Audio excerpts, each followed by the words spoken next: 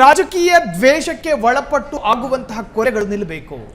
ಈ ಪ್ರಕರಣವೇ ರಾಜ್ಯಕ್ಕೊಂದು ಸಂದೇಶ ಕೊಡ್ತಾ ಇದೆ.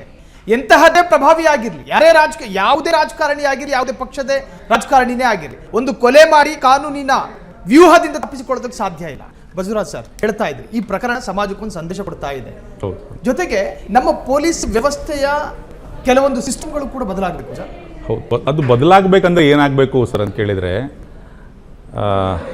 ನಮ್ಮಲ್ಲಿ ಏನು ಇವತ್ತು ರಾಜಕಾರಣಿಗಳ ಮಿನಿಟ್ಸ್ ತಗೊಂಡು, ಅಂದರೆ ಶಿಫಾರಸು ಪತ್ರ ತಗೊಂಡು ಪೋಸ್ಟಿಂಗ್ ಏನು ಕೊಡ್ತಾರಲ್ಲ 2 ವರ್ಷಕ್ಕೊಂದ್ಸರಿ, ಇವ್ನು ನನಗೆ ಬೇಕು, ಈ ಪೊಲೀಸ್ ಆಫೀಸರ್ ಇಲ್ಲಿ ಬೇಕು, ಇವ್ ನನ್ನ ಜಾತಿಯ ಇವನು ಬೇಕು ಅಂತೇಳಿ ಶಿಫಾರಸು ಪತ್ರಗಳ ಮೂಲಕ ರಾಜ್ಯದ ಪೊಲೀಸ್ ಹಿರಿಯ ಅಧಿಕಾರಿಗಳ ಮುಖಾಂತರ ಗೃಹ ಮಂತ್ರಿಗಳು ಏನು ಪೋಸ್ಟಿಂಗ್ ಮಾಡಿಸ್ತಾರಲ್ಲ ಅದು ನಿಲ್ಲಬೇಕು ಸರ್.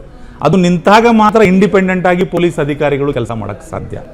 ಇಲ್ಲ ಅಂದರೆ ಶಿಫಾರಸು ಪತ್ರ ಮತ್ತೆ ಹೋಗಿ ಶಿಫಾರಸು ಪತ್ರ ತೊಗೊಂಡು ಸರ್ ನೀವು ಹೆಂಗೆ ಹೇಳ್ತರೋ ನಾನು ಕೆಲಸ ಮಾಡ್ಕೊಂಡು ಹೋಗ್ತೀನಿ ಸರ್ ಅಂತ ಒಂದು ಶಿಫಾರಸು ಪತ್ರ ತೊಗೊಂಡು ಹೋಗಿ ಪೋಸ್ಟಿಂಗ್ ತೊಗೊಂಡು ಬಂದವರು ಮತ್ತು ಅಲ್ಲಿ ಇರುವಂಥ ಜನಪ್ರತಿನಿಧಿ ಏನು ಹೇಳ್ತಾರೆ ಅದೇ ಕೆಲಸ ಮಾಡಬೇಕು. ಜನರಿಗೆ ಒಳತಿಗಾಗಿ ಹೇಳೋ ಕೆಲಸ ಮಾಡಿದರೆ ಪರವಾಗಿಲ್ಲ ಸರ್. ಇಂಥ ದುಷ್ಕೃತ್ಯಗಳನ್ನು ಮಾಡಿ ಮುಚ್ಚಿ ಹಾಕಲು ನೀನು ಕೆಲಸ ಮಾಡು ಅಂತ ಹೇಳ್ತಾರಲ್ಲ ಸರ್, ಆ ಟೈಮಲ್ಲಿ ಆದರೂ ಈ ಪೊಲೀಸ್ ಅಧಿಕಾರಿಗಳು ಎಚ್ಚೆತ್ತುಕೊಳ್ಬೇಕು. ಯಾಕಂತ ಕೇಳಿದ್ರೆ ಕೊನೆಗೆ ಹೋಗಿ ಇದು ಎಲ್ಲಾದರೂ ಹೋಗಿ ನ್ಯಾಯಾಲಯದಲ್ಲಿ ಹೋಗಿ ತಗಲಾಕೊಂಡ್ರೆ ಸಿಕ್ಕ ಹಾಕೋದು ಅವರೇ. ರಾಜಕಾರಣಿಗಳು ಕೈ ತಗೊಂಡು ಬಿಡ್ತಾರೆ ಸರ್, ಸಿಕ್ಕ ಹಾಕೋದು ಫೈನಲ್ ಯಾರು? ಪೊಲೀಸ್ ಅಧಿಕಾರಿಗಳು. ಬಹಳಷ್ಟು ನೋಡಿದ್ರಿ ನಿಮಗೆ, ಬಹಳ ಜನ ಅಧಿಕಾರಿಗಳು ಸಸ್ಪೆಂಡ್ ಆಗಿ ಎಲ್ಲ ಹೋಗಿದ್ದಾರೆ. ಆ ಎಲ್ಲ ಅಧಿಕಾರಿಗಳಿಗೆ ಇದೊಂದು ನಿದರ್ಶನ, ಈ ಪ್ರಕರಣ ಒಂದು ನಿದರ್ಶನ, ಅವ್ರಿಗೆ ಒಂದು ಪಾಠ ಇದು. ಈ ಪ್ರಕರಣವನ್ನು ಪಾಠವಾಗಿ ತೆಗೆದುಕೊಂಡು ಕೆಲಸ ಮಾಡಿದರೆ ಬಹಳ ಒಳ್ಳೆಯದು ಸರ್. ಮತ್ತು ನಾನು ಹೇಳೋದು ಸರ್ಕಾರಕ್ಕೂ ಕೇಳ್ಕೊಳ್ಳೋದಿಷ್ಟೇ, ಮತ್ತು ಗೃಹ ಮಂತ್ರಿಗಳಿಗೆ ಹೇಳೋದಿಷ್ಟೇ, ಈ ಶಿಫಾರಸು ಪತ್ರಗಳನ್ನು ತೆಗೆದುಕೊಂಡು ಬಂದ್ ಮಾಡಿರಿ.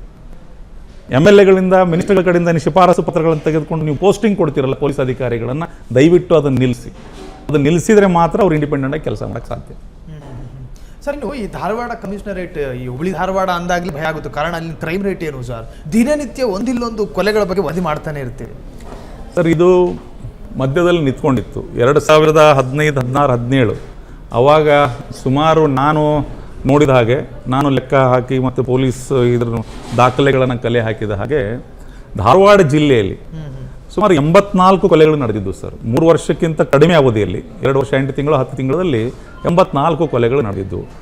ಈ ಒಂದು ಕೊಲೆ ಕ್ರೈಮ್ ರೇಟ್ ಇದೆಯಲ್ಲ, ಈ ಕೊಲೆಗಳಾಗಿರುವಂತಹ ಒಂದು ಇದು ಇದೆಯಲ್ಲ, ಬಿಹಾರನ್ನು ಕೂಡ ಚೆಕ್ ಮಾಡಿದಾಗ ಅಲ್ಲಿ ವರ್ಷಕ್ಕೆ ಅವನ ಎವರೇಜ್ 22 ಕೊಲೆಗಳಾಗ್ತಿದ್ವು. ಅದು ಯಾವಾಗ? ಜಂಗಲ್ ರಾಜ್, ಲಾಲೂ ಪ್ರಸಾದ್ ಯಾದವ್ ಮುಖ್ಯಮಂತ್ರಿ ಆಗಿದ್ದಾಗ ಅವಾಗ ಹೇಳ್ತಾ ಇರೋದು ನಾನು.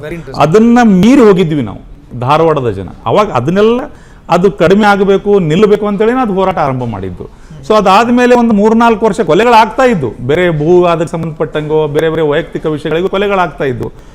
ಈಗ ಮತ್ತೆ ಈಗ ಒಂದು ವರ್ಷ 1.5 ವರ್ಷದಿಂದ ಮತ್ತೆ ಹೆಚ್ಚಿಗೆ ಆಗಿದಾವೆ. ಪೊಲೀಸ್ ಆಯುಕ್ತರಲ್ಲಿ ನಮ್ಮ ಹುಬ್ಬಳ್ಳಿ ಧಾರವಾಡ ಕಮಿಷನರೇಟ್ಗೆ ಸಂಬಂಧಪಟ್ಟಾಗಿ ಪೊಲೀಸ್ ಆಯುಕ್ತರು ಭಾಳ ಚೆನ್ನಾಗಿ ಕೆಲಸ ಮಾಡ್ತಿದ್ದಾರೆ. ಏನಂತ ಕೇಳಿದ್ರೆ ಖಾಲಿ ಗುಂಡು ಕೂಡ ಹೊಡೆಸ್ತಾ ಇದ್ದಾರೆ, ಅವರು ತೊಗೊಂಡು ಬಂದು ರಿಪೇರಿ ಮಾಡ್ತಾ ಇದ್ದಾರೆ, ಎಲ್ಲನೂ ಮಾಡ್ತಾ ಇದ್ದಾರೆ. ಆದರೂ ಕೂಡ ಕ್ರೈಮ್ ರೇಟ್ ನಿಲ್ತಾ ಇಲ್ಲ ಸರ್. ಅಲ್ಲಿ ಯಾಕೂ ಗೊತ್ತಿಲ್ಲ. ಆ್ಯಕ್ಚುಲಿ ನಮ್ಮ ಭೂಮಿ ಎಂಥದ್ದು ಅಂತ ಕೇಳಿದ್ರೆ ಧಾರವಾಡ, ಹುಬ್ಬಳ್ಳಿ ಧಾರವಾಡ, ಈ ಧಾರವಾಡ ಜಿಲ್ಲೆ ಈ ನಾಡು ಕಂಡಂಥ ಮಹಾನ್ ಸಂತರು ನಡೆದಾಡಿದಿರುವಂಥ ಭೂಮಿ ಸರ್ ಅದು.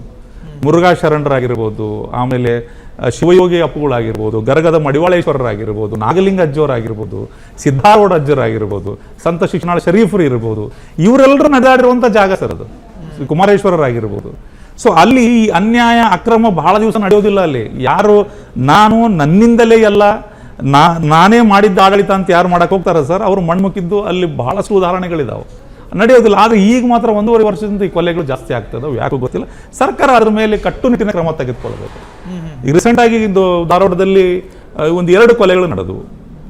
ರೀಸೆಂಟ್ ಒಂದೇ ತಿಂಗಳಲ್ಲಿ 2-3 ಕೊಲೆಗಳು ನಡೆದು ಹೋಗ್ಬಿಟ್ಟು ಸರ್ಕಾರ ಕಟ್ಟುನಿಟ್ಟಿನ ಕ್ರಮ ತಗೊಳ್ಬೇಕು. ಕಮಿಷನರ್ ಚೆನ್ನಾಗಿ ಕೆಲಸ ಮಾಡ್ತಿದ್ದಾರೆ, ಆದರೂ ಕೂಡ ನಿಲ್ತಾ ಇಲ್ಲ. ಯಾಕಂತ ನಮಗೂ ಕೂಡ ಗೊತ್ತಾಗ್ತಾ ಇಲ್ಲ. ಅಲ್ಲ, ಕೆಲವೊಮ್ಮೆ ಈ ವೈಲೆನ್ಸ್ಗಳು ಅಪರಾಧ ಅಲ್ವಂತೆ. ವೈಲೆನ್ಸ್ ಅನ್ನ ಕಂಡು ಸೈಲೆಂಟ್ ಆಗಿರ್ತಾರಲ್ಲ ಆ ನಾಗರಿಕರು ಬಹಳಷ್ಟು ಡೇಂಜರಸ್. ಸರ್, ಏನಾಗುತ್ತೆ ನೋಡಿ, ತಪ್ಪು ನಡೆದಿದೆ ಅಂತ ಹೇಳಿದಾಗ ಆ ತಪ್ಪಿನ ವಿರುದ್ಧ ಮಾತನಾಡುವಂತ ಎದೆಗಾರಿಕೆ ಬೇಕು. ಬಹಳ ಜನರಲ್ಲಿ ಅದು ಬಂದಿಲ್ಲ ಸರ್. ಸೊ ಅದಕ್ಕೆ ಬಸವರಾಜ್ ಅವರ ನಿದರ್ಶನ. ಹಂಗೇನಿಲ್ಲ ಸರ್, ಬರಬೇಕು ಸರ್, ಅದು ಬರಬೇಕು, ಆ ಎದೆಗಾರಿಕೆ ಬರಬೇಕು. ಸೊ ಮಾತಾಡಕ್ಕೆ ಸ್ಟಾರ್ಟ್ ಮಾಡಿದಾಗ, ಪ್ರಶ್ನೆ ಮಾಡಕ್ಕೆ ಸ್ಟಾರ್ಟ್ ಮಾಡಿದಾಗ, ಅಂಥವ್ರನ್ನ ಎಳ್ಕೊಂಡು ಬಂದು ನಾವು ಕೋರ್ಟ್ ಮುಂದೆ ನಿಲ್ಲಿಸಿದಾಗ, ಪೊಲೀಸರ ಹತ್ರ ಹೋಗಿ ನೀವು ಸರ್ ಹಿಂಗೆ ಇಂಥವನೇ ಮಾಡಿದಾನೆ ಅಂತ ಹೋಗಿ ಹೇಳಿದಾಗ ಪೊಲೀಸರು ಕೂಡ ಕ್ರಮ ತಗೊಳ್ಳೋಕ್ಕೆ ಸಾಧ್ಯ. ಜನ ಅದನ್ನು ಪ್ರಶ್ನೆ ಮಾಡ್ತಾ ಇಲ್ಲ. ಜನ ಇವತ್ತು ಹೋಗಿ ಮುಕ್ತವಾಗಿ ಮಾತಾಡ್ತಾ ಇಲ್ಲ, ಸರ್ ಇದು ಹಿಂಗಾಗ್ತಾ ಇದೆ ನಿಲ್ಲಿಸಿದೆ ಅಂತೇಳಿ. ಸೊ ಹಾಗಾಗಿ ಪೊಲೀಸರು ಕೂಡ ಏನು ಕಾಣುತ್ತೋ ಅಷ್ಟೇ ಕಂಪ್ಲೇಂಟ್ ಆಗ್ತಾ ಕೆಲಸ ಮಾಡ್ತಾರೆ, ಮುಗಿತಾ ಬಿಟ್ಬಿಡ್ತಾರೆ ಅವರು. ಎಸ್ ಸರ್, ಇನ್ನು ನಿಮ್ಮ ಈ ಸುದೀರ್ಘವಾದಂತಹ ಹೋರಾಟದಲ್ಲಿ ಸಿಕ್ಕಂತಹ ಪ್ರತಿಫಲಕ್ಕೆ ಒಂದೇ ಲೈನಲ್ಲಿ ಹೇಳೋದಾದ್ರೆ ಸರ್? ನಾನು ಇಷ್ಟೇ ಹೇಳಕ್ಕೆ ಬಯಸ್ತೀನಿ ಸರ್, ಈ ಪ್ರಕರಣದ ಈ 9.5 ವರ್ಷ ಏನು 10ನೇ ವರ್ಷ ಈ ಹೋರಾಟ, ನಿನ್ನೆ ಬಂದಂತಹ ಆದೇಶ ಸೊ ನಮಗೆ ಒಂದಿಷ್ಟು ಸಂತೋಷವನ್ನು ತಂದುಕೊಟ್ಟಿದೆ. ಏನಂತ ಕೇಳಿದರೆ, ನಾವು ಸರಿಯಾದ ದಿಕ್ಕಿನಲ್ಲಿ ಹೋರಾಟ ಮಾಡ್ತಾ ಇದ್ವಿ, ನ್ಯಾಯಾಲಯದಿಂದ ನಮಗೆ ನ್ಯಾಯ ಸಿಕ್ಕಿದೆ. ಯೋಗೇಶ್ ಗೌಡರ ಕುಟುಂಬಕ್ಕೆ, ಅವರ ತಾಯಿ ಶ್ರೀಮತಿ ತುಂಗಮ್ಮ ಅವರಿಗೆ, ಯೋಗೇಶ್ ಗೌಡರಿಗೆ ಆತ್ಮಕ್ಕೆ, ತುಂಗಮ್ಮರ ಆತ್ಮಕ್ಕೆ ಶಾಂತಿ ಸಿಕ್ಕಿದೆ. ಸೊ ಆ ತೃಪ್ತಿ ಅವತ್ತು ಆ ತಾಯಿ ಕಣ್ಣಲ್ಲಿ ಏನೋ ನಾನು ನೋಡಿದ್ದೆ, ಇವತ್ತು ಅದಕ್ಕೊಂದು ಸ್ವಲ್ಪ ನಾನು ಒಂದು ಅಲ್ಪ ಸೇವೆಯನ್ನು ಮಾಡೋಕ್ಕೆ, ನನಗೆ ಹೋರಾಟದ ಮೂಲಕ ಅಲ್ಪ ಸೇವೆ ಮಾಡೋಕ್ಕೆ ನನಗೊಂದು ಅವಕಾಶ ಸಿಕ್ತು ಅನ್ನೋಂಥ ತೃಪ್ತಿ ಇದೆ. ಮತ್ತು ನಾನು ಈ ಪ್ರಕರಣದಲ್ಲಿ ಪರೋಕ್ಷವಾಗಿ ಪ್ರತ್ಯಕ್ಷವಾಗಿ ಸಹಕಾರ ಕೊಟ್ಟು ನಮ್ಮ ಜೊತೆ ನಾವು ಗುರುನಾಥ ಗೌಡರು, ದೀಪಕ್ ಶೆಟ್ಟರ್ ಜೊತೆ ನಿಂತಂಥ ಎಲ್ರಿಗೂ ತಮ್ಮ ಮಾಧ್ಯಮದ ಮೂಲಕ ನಾನು ಮತ್ತೊಮ್ಮೆ ಧನ್ಯವಾದಗಳನ್ನು ಹೇಳ್ತೀನಿ. ಯಾರ್ಯಾರು ನಿಂತು ಹೋರಾಟ ಮಾಡಿದರೆ ಅವ್ರಿಗೆಲ್ಲರೂ ಕೂಡ ಅಭಿನಂದನೆ ಸಲ್ಲಿಸಕ್ಕೆ ಬಯಸ್ತೀನಿ. ಕ್ಷಣ ಕ್ಷಣದ ಸುದ್ದಿಗಳಿಗಾಗಿ ಫ್ರೀಡಂ ಟಿವಿ ಸಬ್ಸ್ಕ್ರೈಬ್ ಮಾಡಿ, ಲೈಕ್ ಮಾಡಿ ಹಾಗೂ ಫಾಲೋ ಮಾಡಿ. ಹೊಸ ಸುದ್ದಿಗಳ ನೋಟಿಫಿಕೇಶನ್ಗಾಗಿ ಬೆಲ್ ಐಕಾನ್ ಮೇಲೆ ಕ್ಲಿಕ್ ಮಾಡಿ.